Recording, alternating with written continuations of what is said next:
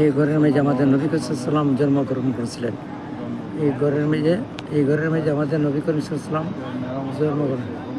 এখন এটা লাইব্রেরি বানাইছে এই ঘর। এই যে এই ঘর আর ওই ওই খাবা এদিকে পাশের বাড়ি আর এদিকে কাবা হেরম হেরম।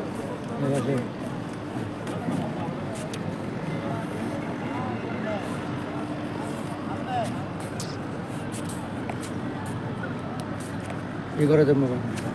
আর এদিকে ট্রেনের আওয়া যাওয়ার রাস্তা আর এদিকে পাশের বাড়ি